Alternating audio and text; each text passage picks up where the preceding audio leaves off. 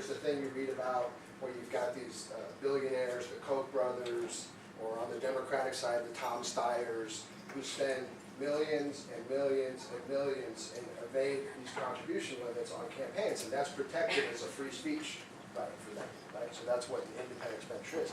Now, what the law doesn't allow is coordination, and Jack referenced that. So a campaign has to be entirely independent of the independent expenditure.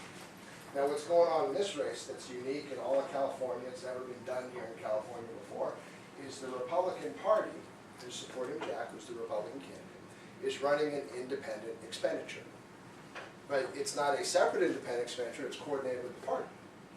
And the complaint that was filed against Jack's campaign is, well, it looks like there's coordination.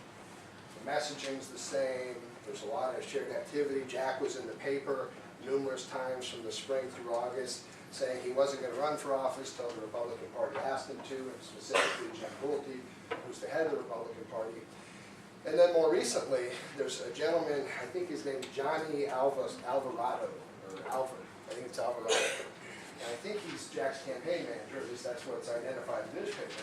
Well, the funny thing is he's paid by the California Republican Party, but he's listed as Jack's campaign manager. Now, maybe there's some clever lawyers who have a way of saying that's not coordinated, but I think most of us average people would say that looks awfully coordinated. And I don't know if Jack, I don't know if Johnny here, maybe he can explain to us what that is, but that's where the complaint's been filed. You know, you can't serve two masters, so to speak. You're either working independently or you're working for Jack, you're not doing both. And it's just, it's not a good way. I mean, first of all, politics is good, debate is good. We have different opinion on issues, that's good. Using these, and either side that does it is despicable. Using these multi-million-dollar IEs to make accusations and insults and personal attacks on candidates is the wrong thing to do in politics. I don't do it. I don't believe in it. And I would, frankly, publicly denounce it if it were being done on my behalf to make personal assassination and character assassinations on my part. Okay, another question? Yes, right here. Yeah, my name's Danielle. I'm a student here, and I wanted to go back to what you were talking about Prop 30. Well, I guess it's for both candidates, but mostly for Adam. So Proposition 30, you see that money is not going into the classrooms. And so I was wondering if you were going to be for a temporary education tax to bring more professors and more classes here and even at the UC. Well, as you may or may not be aware, remember I did support Prop 30 when I ran 2 years ago, and I was glad it passed, and that was in fact a temporary sales tax and personal income tax increase so that we could put more money and certainly not make more cuts on public safety and education. Because I think we can't afford to continue, and I've said this a number of times this afternoon, we can't continue to decimate those services. They're too important to our future. We can't cut our nose off to spite our face as we seek to get that balanced budget. And at the same time that we've invested more in education and more in public safety, we also managed to come together in a bipartisan fashion this year and put Prop 2 on this Tuesday's ballot, which is going to create a rainy day fund so that we can save money when revenues are good, so that when we get into bad times where we're making these severe cuts to services, that there's a fund to level that out. Because California for too long has had these peaks and valleys of revenue, so when times are good, we're investing a lot into those services like education and public safety, and when times are bad, we're slashing them in a way that really hurts our communities and hurts students. I mean, why should a student who's going through the community college system during the recession have less opportunity than the community college student who is there at a different time, right? We have to stabilize that so that everybody, no matter what year you happen to be at the community college, can get the classes you need, can get the services you need, and can finish your education. I know that's a big issue, is being able to get into those classes in a timely fashion so you can make transfers, do the kind of thing I did, which was back when I went to Merced, I signed a transfer agreement and was able to take these specific classes, and when I finished those and held a certain GPA, then I automatically was able to enroll in the University of California, Santa Barbara. That was a great opportunity for me, and I want to make sure those opportunities are still there for you and everybody else there. Mr. Mobley, would you like to comment on that? Well, I think Prop 30 is the law. Prop 30 money needs to be going to the classroom instead of the way that it's being diverted. I wasn't in favor of Prop 30. I'd rather have a bigger, as I said earlier, a bigger pie, a bigger slice of that pie going to education. Let's just do what the law says. Okay, next question. Let's see, gentleman right here in the tan shirt. My name is Jeff, and I'm from Merced. My question is to you, Jack. What are your views on Medicare and Medi-Cal for the seniors? Yeah. You know, I have a problem with government-directed health care. I have a problem with the government telling me that I have to have health care. I don't like Obamacare. We are a benevolent society. We need to take care of our seniors. We need to take care of those that can't take care of themselves. So I don't, the topic of Medi-Cal or Medicare, I don't have a problem with those. The money needs to be spent wisely. I don't believe that government should come into those programs and start dictating because you're on Medi-Cal, you have to go see that doctor, and you have to, I mean, people ought to be able to keep their doctors. But I mean, we have to take care of our seniors, and we have to take care of those that can't take care of themselves. Thank you. Mr. Gray? Yeah, I would agree with those comments. I think we gotta make sure that we have the dollars available to support the program. One of the great programs this country has at the state and federal level for our seniors. And as our population increasingly grows older, we gotta make sure those services are there to serve them. Okay, let's take a question from this side of the room here. You, sir? Hi, my name is Joel. So my question is regarding immigration. Yep. So California we're 11 million illegal immigrants in this country. About 25% of them I hear reside in California. And we have, we give driver's license, there are welfare programs we can give out that they can receive. But also we have to have, more English training now. And in some respect, it's become a burden. Currently, the government wants to give executive amnesty, as they call it. My question for both of you, what would your position be on immigration? Should we keep supporting the system, as to say, executive amnesty? Thank you. Go ahead. Immigration's a federal issue.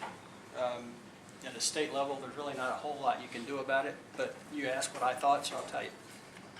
I think we ought to secure the border. We ought to know who's coming into our country. We ought to be able to, this whole Ebola thing, Jiminy Christmas. We ought to have the means to know who's coming in, why they're coming in, how long they're going to stay, what their intention is. I believe what it says on the Statue of Liberty, to bring me your poor huddled masses yearning to breathe free. I believe in that. There's nothing that gets me more excited than to see one of my Southeast Asian janitors, for example. I get invited to their swearing-in ceremonies when they become an American citizen. I love that. I love seeing somebody become an American. I think they need to follow the law. We have established law in this country about becoming a citizen, and we have to follow that law. We have to make sure that people become American citizens legally. Do I believe in a blanket amnesty? No, we've done that. We've done that a couple of times, if I remember correctly. I think we ought to have I believe that we ought to have a guest worker program. Our agricultural base here in the valley depends on folks coming over and working for a season and then going home. The old Prosero program, from what I understand, it seemed to work pretty well. Let people come into this country, work for a season, and go home. I don't have a problem with that. I wouldn't have a problem with them coming here and not paying Social Security taxes, not making the employer pay Social Security taxes. They're not going to collect them here. Why should they pay for it?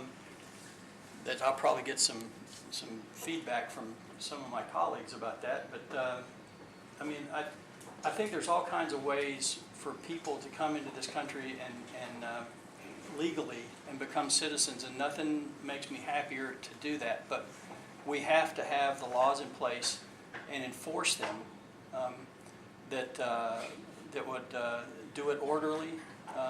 Should somebody be able to come into this country, break into this country illegally, come across the border, and start availing themselves of our social services and those kinds of things? No, I don't think so. I don't think so. Thank you very much. Mr. Gray? I think it's a hugely important issue to this election, not just to the race between Jack and myself, but throughout the country. I think immigrants are huge contributors to the economic well-being and health of this state in this country. And there are those, you know, one of the first times Jack and I met on the campaign trail this time in 2014, he was out in Patterson campaigning for a guy named Tim Donnelly. And Tim Donnelly was one of the folks that founded the militia down on the border trying to keep immigrants out of this country. And there's a political force out there. There's a growing number of conservative, what the newspapers are calling conservative Tea Party candidates throughout the country. And I just read an article that said immigration reform at the federal level might be set back in a huge way in this election cycle, because a lot of those conservative Tea Party Republicans are going to get elected, and they're not going to allow the Republican leadership to compromise with the Democrats to get some immigration reform. And I think that's extraordinarily sad for this country, and it's sad for this region of the country where we depend so heavily on agriculture, and immigrants contribute to agriculture and the economic well-being in a major way. So I hope that you know, we put people in office at all levels of government that are willing to compromise on this issue and find solutions that get people into this country and working and doing the right stuff, because that's what's good for us. Okay, I think we have time for a couple more questions, so we'll go over here. Hello, my name is Cody Camacho. I'm actually the student body president here at Merced College, so I'd like to thank both of you for coming. I have a couple points to make, and then my question. My first point is, I hear politicians talk a lot about economic growth. We need economic growth. But I'm curious if both of you are aware of the fact that we can't have infinite growth on a planet with finite resources. So it seems the actual concern should be making sure that we can sustain the resources that we have to maintain the standard of living that we are used to and want to have. That's my point, I guess. My question actually is going back to the independent expenditures and the Citizens United in court cases like that, where they've effectively said that based on their First Amendment right, money equates to speech. So that means someone with more money than me has more speech than me, and I wonder if you two actually agree with that fact, that money does equal speech, and if you do agree with that, wouldn't you say that that actually hurts or harms the democratic process that we have here in this country? Thank you. Heads or tails? I'll take it. I think this one, as I was saying earlier, I think allowing unlimited money outside the contribution limit flow and equating that to free speech is damaging. We actually authored a resolution in the state legislature, and I voted for that, supported that effort, calling on Congress for a constitutional amendment to address this issue, because there should be equal voices. Each one of us, democracy is important, debating issues is important, disagreement is important, but to let a few billionaires, whatever their political persuasion, Republican, Democrat, Independent, who cares? They shouldn't be able to yell louder with their money than we can. We need to put reforms in place. I think money is best spent through a candidates committee. We should go out and raise money and spend money through our campaign so that we're accountable. Because I'm accountable to you. On Tuesday, you get to go cast a vote. If I've done a good job, you can support me. If I haven't, you can't. But that's a choice you get to make. What accountability do you have on Charles Munger, one of the guys who's financing, well, not Jack's campaign, but financing the independent expenditure, has given something like $13 million, I think, to the Republican Party. Well, no, he's not accountable to anybody. And that's not right, because it's influencing our process, and it's wrong, and it should be changed. You know, in essence, we do have something like that. I mean, I've accepted the spending limits. I don't think you did. I didn't. You know, if I have more billionaires on the Republican side that want to get their word out, I think they ought to be able to get the word out. That's free speech. If there's fewer billionaires on the other side that want to get their word out, then so be it. I don't have a problem with somebody deciding how they want to spend their money. In terms of, yeah, that's good. I might respond to that since he brought up the spending limits. Okay, and then we'll give Mr. Mobley an opportunity to then respond on that. Just to respond to that, so everybody understand what Jack just references, I didn't accept the spending limits. And the reason I didn't is because if I have to compete with the billionaires that are, you know, funneling money into Jack's campaign and saying they're not, I have to go and raise as much money as I can to try and get my message out. So I didn't accept a limit to how much money I can spend, while the other guys do the wink wink, I have limits, but my billionaire buddies are gonna bail me out. Yeah. One informative thing that you might do is go to the Secretary of State's website. Pull up who's donating to our campaigns. In my campaign, I've got $100 contributions from individuals. On Adam's side, and it's all perfectly legal. I'm just saying. You've got unions, you've got the CTA, you've got all kinds of labor organizations, PACs, that are giving money to his organization. So he's getting big time dollars too. Okay, do we have another question from this? Yes. Okay. I guess I just want to ask a process question. First off, I want to welcome you here and commend ASMC for really hosting a fabulous forum here.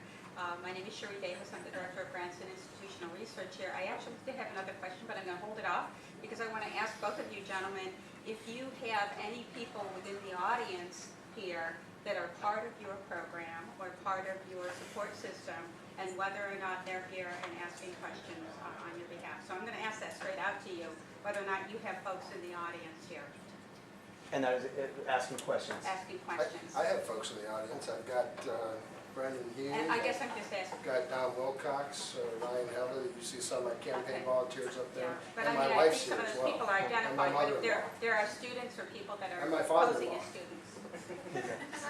You bet. So no other folks here posing as students asking questions?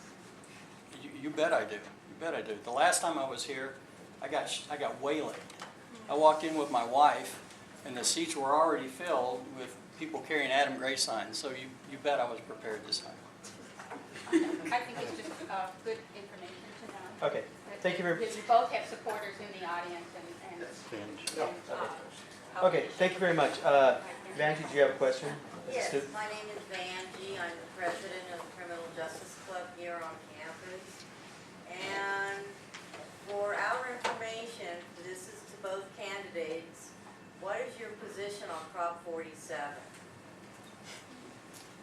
And Prop 47 is the proposition that would suspend the incarceration of people that are not, don't have a violent crime, but have maybe like a drug charge or something. Is that correct? That's correct. Okay. It would reduce felonies to misdemeanors. You know what the deal is? It's certainly so. I think if you get convicted of a felony, you ought to serve the felony time. It's kind of hand in hand with the whole bringing law enforcement, you know, the prisoners back to the counties and throwing that on the counties. I mean, you know, that's one thing I disagree with, but I don't agree with reducing felonies to misdemeanors. Great. Are you done, Jeff? Yeah. So in Prop 47, this is actually true of a couple of other propositions on the ballot this year. One of my concerns with the initiative system as a whole is it again allows certain moneyed interests on all sides of all different kinds of issues to take something to the ballot, oftentimes without compromise. And what I mean by that is you get these groups who represent, again, divergent interests that don't agree, and they come to the legislature and they work with all of us legislators to try for a compromise, and they can't get there, and then one side or the other goes out and drafts a proposition and spends a bunch of money collecting signatures and puts it on the ballot. I think that's a bad way to do government. I think compromise, I mean, I said earlier, I'm very much a pragmatist, I'm very much a political moderate. I think people ought to get at the table. I think in most issues, there's good arguments on both sides. You've got to forge the compromise that makes the most sense for the community. And in the case this year, with I want to say 45, 46, and 47, what's really going on is one side or the other is pressing something that I don't think is a good compromise. Now, sentencing reform, the point Jack was raising in respect to engaging that discussion, I think it's a good one. I think we should do some sentencing reform, and there's been discussions at the state legislature about doing that. And I think we should continue to do that. In fact, that Prop 47 is on the ballot. We'll see if it passes or it doesn't pass, but that certainly sends a clear message to representatives who, again, are accountable to you as a voter, that something needs to be done in this area. And so I look forward to participating in that, but I'm not supporting Prop 47. Do we have another question here? Okay, Merced College student? UC. UC Merced? Okay, go ahead. My name is Dalton Rogers. I'm the president of the College Republicans at UC Merced, and I have a question for both of you. We've talked about the importance of the agricultural economy in the Central Valley. In your opinion, how do you think that the high-speed rail is going to affect the agricultural economy in the Central Valley, from Bakersfield to Merced? Is it my turn or your turn? I have no idea. I think high-speed rail is going to be good for the agricultural economy. We have two choices in respect to this investment in transportation. One is we can expand our highways and freeways, right? And both sides will all agree if we're going to accommodate the population growth and in many cases the travel between Southern California and Northern California, which happens to come right through us, the Central Valley, where we grow a lot of food and produce, and agriculture is a big part of what we do. So we're either going to expand those roads to 8 lanes, 12 lanes, or we're going to put in some type of public transportation that's going to move people between the Bay Area and LA in a way that has less pollution, in a way that takes up less space. One of the big complaints about high-speed rail, it's going to eat up all this agricultural land, right? Well, the reality is if someone wants to be intellectually honest about the discussion, we're going to eat up agricultural land either way. And it will eat up less agricultural land than the huge expansion of the I-5 and the 99, which is the alternative, right? On top of that, for an economy that's heavily dependent on agriculture for its success, we need to use our roads to move produce. We've got to truck fruits and vegetables and nuts and everything else we grow here to the ports and throughout the state, the nation, and the world, because as you know, we're one of the most rich agricultural regions and producers in the world. You know, this is ground zero for that. So I think the investment in high-speed rail is good for the pollution side. The other side of this is the California Air Resources Board is heavily engaged in trying to clean up our air, because the Central Valley basically is a bowl. We've got LA and San Francisco driving up and down and putting pollution into that bowl. And on top of that, we're kicking up dust through farming, right? And the last thing we want to happen is for the Air Resources Board to come knocking on the door of every farmer saying, you know what, you can't farm because the dust is creating the problem. What we want to do is get some of those cars off the road so we can preserve farming. And we can also give our community members access to these other rich part of the state, right? And we can actually travel to and from Los Angeles, to and from the Bay Area in a cleaner, more effective way with cars off the roads, and that's good for agriculture. So it's a win-win, in my view, for everybody. I'm not quite sure where to start with this, because I absolutely am against Prop 1A, high-speed rail. From a practical standpoint, it violates Prop 1A, the law that was passed.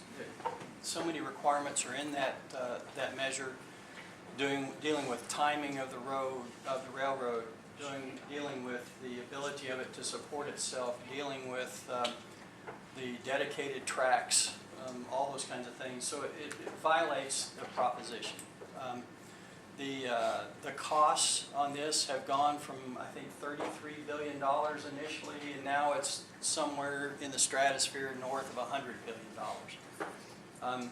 I sat down with a guy and I looked at if this thing costs $100 billion, what could we do? Well, we could go out and we could buy 100 737 800s, crew them, build 4 runways and the equipment to get people from the airports to the city centers, and pretty much fly them for free, and fund it all with the interest off of the investment. It's, when I went to a deal in, I think it was Tulare, and these high-speed rail guys were there talking to the audience, and we were talking about it. And somebody asked a question, how much land is this going to take up? Well, it turns out that the ag commissioner won't let you spray within half mile of the track, a quarter mile of the track. So you got a half mile swath of land going down through the middle of the Central Valley that's going to be essentially unfarmable. Now you're going to have situations where you're going to cut through family farms, and the guy's got 1,000 acres of almonds, and he has the first 500 that he can spray and cultivate. Now he's got to move his equipment off of that, down a couple of miles to wherever the underpass is, come back another couple of miles and finish the rest of his field. It's going to make it a lot of large pieces of ground unfarmable. They got to the question of wells. How many wells is this thing going to tear up? They didn't know. It's going to be hundreds, if not thousands, of ag wells that will be destroyed, ditches, canals that are going to have to be reworked. I called the local pump company and asked them about lowering my pump in my well the other day, and it's a 6 months wait just to get the pump lowered down another 50 feet or so. The investment in ag wells, to drill an ag well as deep as it needs to go, is hundreds of thousands of dollars. Who's going to pay for that? And the cost of riding this train has gone from $50 a ticket, one-way ticket, to where, I don't know what it is now. And you're going to get there and you're not going to have a car. It's going to be unaffordable for people to ride. The ridership projections are so flawed. They have more people riding the train in Merced every day than embark at Grand Central Station in New York City. That's not going to happen. I've ridden high-speed rails in Europe and in Japan. You've got densely populated areas here, densely populated area here, nothing in between. Okay, maybe it makes sense. But I saw a study the other day, there is an agricultural valley, I think in Okinawa, where the farmers are sucking water out of the ground because they need the water for their farms. And the ground is subsiding. Does that sound familiar? They just built a high-speed rail train, and they said in 10 years it's going to be unusable. So, then you start talking about pollution. I've seen studies that say there's going to be more pollution generated by the construction of this project than will ever be recouped because it's an electric train. Then you talk about by 2015, we have to, I think it's 2015, we have to have 30% of the electricity in this state generated by renewable sources. I don't know where we are now, but I think it's south of 5%. How's the electricity for this train going to be generated? It's going to have to be generated by fossil fuel, the burning of natural gas or coal or whatever. And so what's that going to do? Yeah, it's going to be a high-speed train running on electricity that won't pollute, but the generation of the power to run the train will be polluting. It's all around a bad idea in my estimation. Much more better. It'd be a much better proposition, I think, to repair I-5, repair 99, add a couple of lanes. That ground is already dedicated. It's already approved. We know the traffic flows work. I think we need to do that and invest in the money in those areas and not build this train. There's too many problems with it. Okay, we have time for one more question before closing remarks from a student. Okay, yes, Mariah? Hi, my name is Mariah Gill. I'm the Vice President of ASMC, and I have to write my question down. But so right now the national student debt is about $1 trillion and climbing. Tuition is increasing all the time. I know here it's about $46 a unit, and the UC over $100 a unit. So my question is, when or how will California students receive relief from this financial pressure, and how can we assure employment after graduation?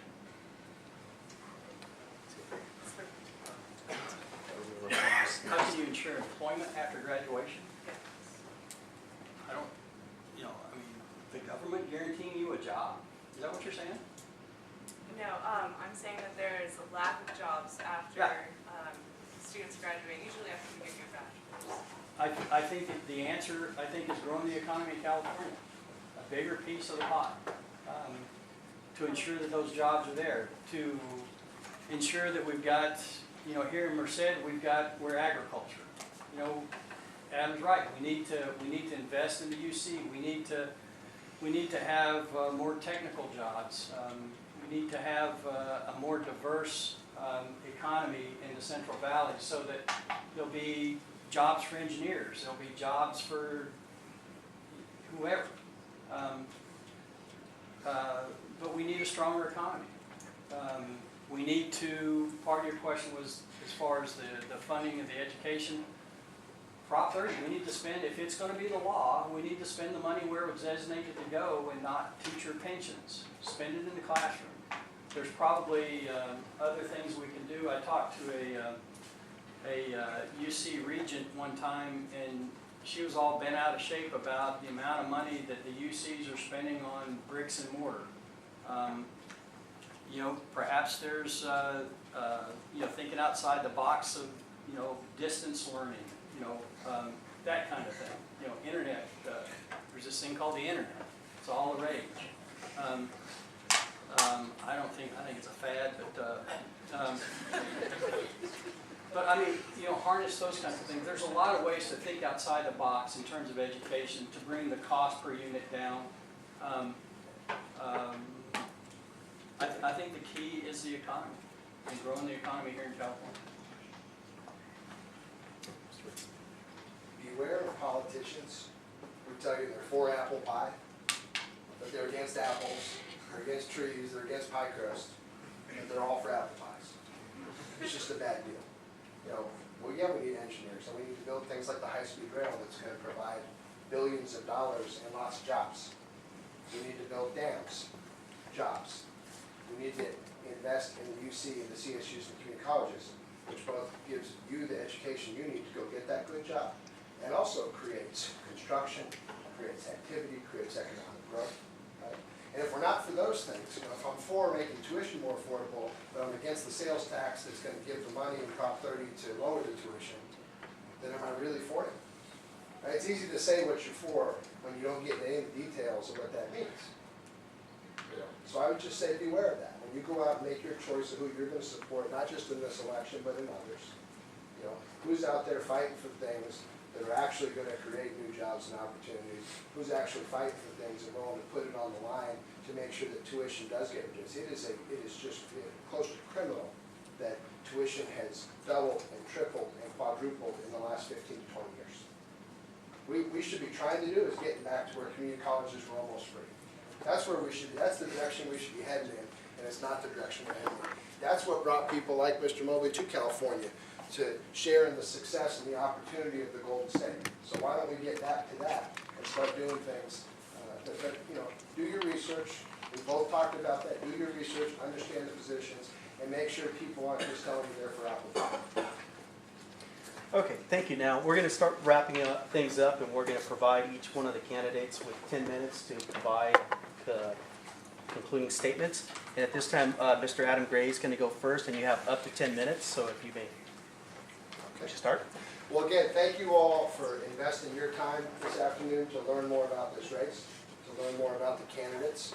We've got a couple of good candidates up here that represent very different ideals, very different visions for what California could be in the coming decades. And we got an important decision to make, not just in this race, but in others. There's propositions that are going to be be up on Tuesday. I would encourage you to go out and make sure that your friends and your family are educated and want to vote, and get out there and vote and participate, because participation is a really good thing. And it's nice to see a room full of students interested in what we're doing to make California better, make this country better. You know, I ran for office in Sacramento to try to change the culture. I don't like the partisan gridlock. I don't like the mudslinging. I don't like the name calling and accusations and pointing fingers and always blaming the other person, right? Your service should be more about what you can do, what positive contribution you can make to your state, to the legislature. If either Jack or I are elected, that's the attitude we should take to Sacramento. Making things better, working together, working across party lines, investing in the community, doing the things that there's always things we won't agree on, right? This is democracy and there's differences. But the things we do agree on, opportunity, building things, getting transportation invested, getting education, making tuition more affordable, helping our community members, getting more jobs and bringing more businesses to this community. Those are the things we should be focused on. We should do it together. I'm really proud of my record. We went up there, I got more money for K-12 education with the local control funding formula right here in the Central Valley. We got a water bond put on the ballot. Some hasn't been done. We actually have the opportunity to build water storage for the first time in 40 years. And we did that together in a bipartisan way. That's a good thing. And we have the opportunity to go out and vote for that on Tuesday. I'm proud of my record. We invested more money in higher education. We invested more money in transportation. We're starting to grow California back the way it should be and allow opportunity for you and others in our community. But there's a lot of work yet to be done. You know, again, I said earlier, Tuesday is a job interview for me. I've done a job for you, and it's been an honor to do that for the last couple of years. And I'm up for that interview. And you can look at my record. I think I've done some really great things, and that together we've done some really great things for this community. And I would ask for an opportunity to serve you 2 more years. So get out there and vote, be educated on the issues, encourage your friends and family, and thank you for providing the opportunity to speak with you this afternoon.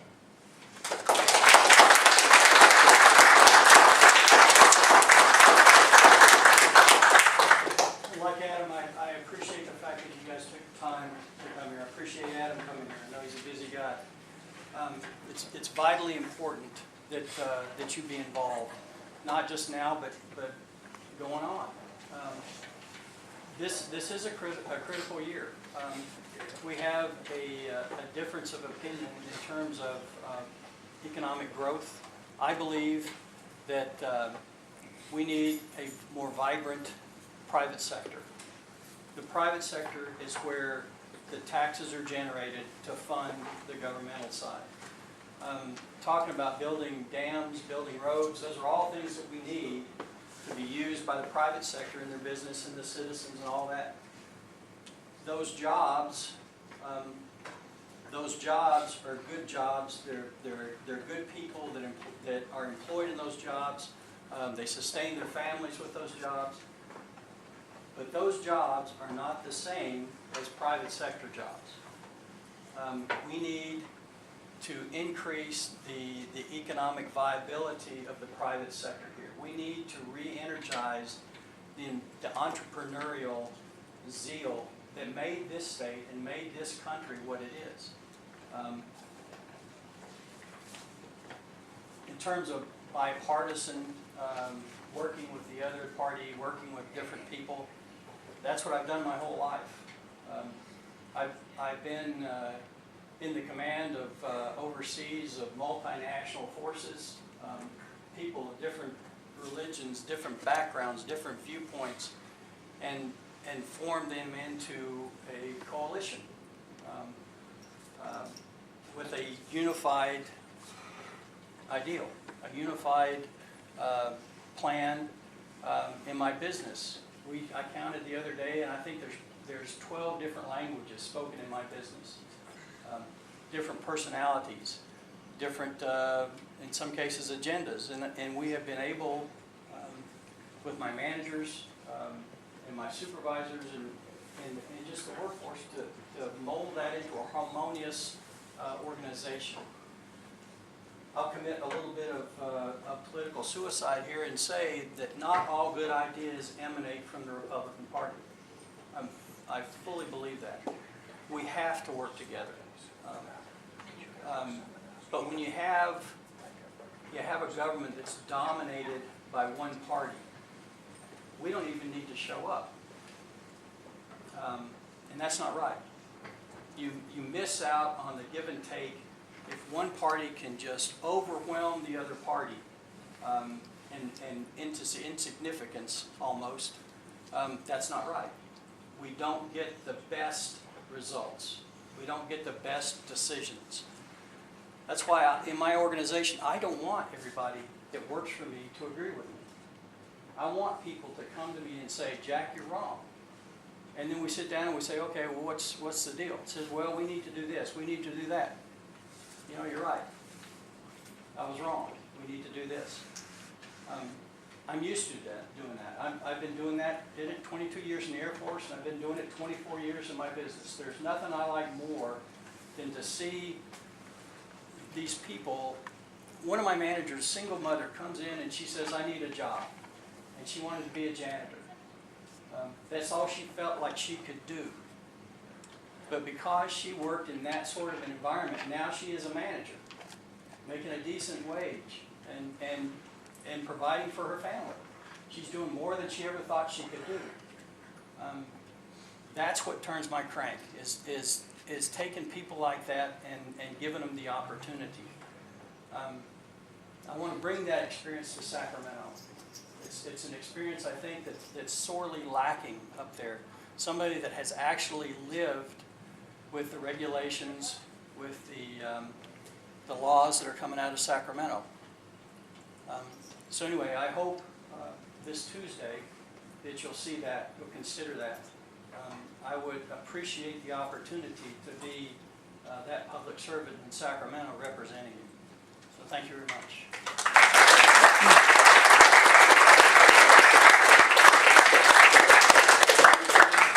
Before we do one final thank you here to both the candidates, I just want to acknowledge Dr. President Taylor, who just arrived just recently here.